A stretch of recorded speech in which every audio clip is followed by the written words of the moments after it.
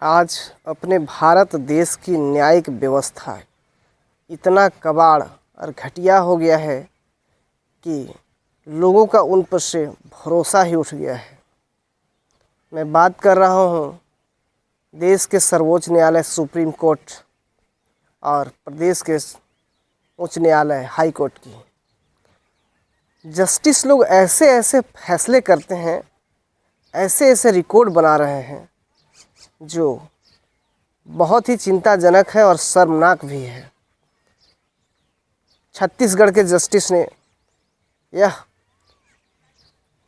न्यायादेश जारी किया कि योनि के ऊपर लिंग रखकर वीर्यपात करना बलात्कार की श्रेणी में नहीं आता है।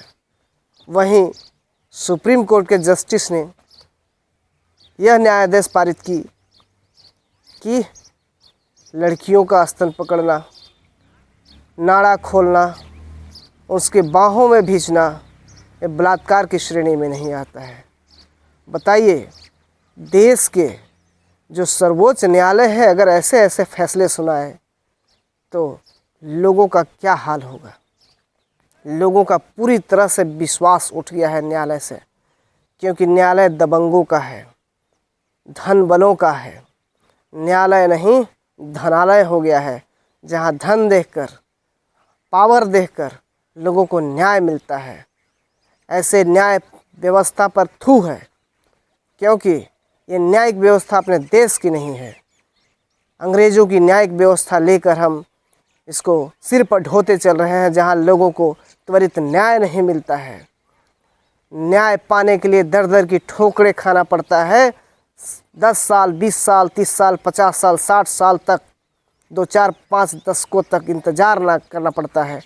और वो भी न्याय होता भी है तो उसके साथ न्याय होते होते अन्याय हो जाता है, क्योंकि अगर उसे 50 सालों में न्याय मिलता है तो वह अंधेरा हो जाता है। कहा जाता है न्याय में देर का मतलब अंधेर। जस्टिस डिलेड इज डिनाइड, अर्थात आप हमें न्याय से वंचित कर दे रहे हैं। इस कबाड़ सिस्टम को भारत में लाकर यहाँ के लोगों को न्याय से उपेक्षित रखा जाता है, न्याय से वंचित रखा जाता है। इसीलिए यहाँ जो पहले की जो न्याय व्यवस्था थी, सम्राट अशोक के समय में, चंद्रगुप्त, धनानंद के समय में, वैसी न्याय व्यवस्था कायम करने की ज़रूरत है, जिससे लोगों को त्वरित न्याय मिल सके और अन्याय, अत्याचार और भ्रष्टाचार खत्म किया जा सके।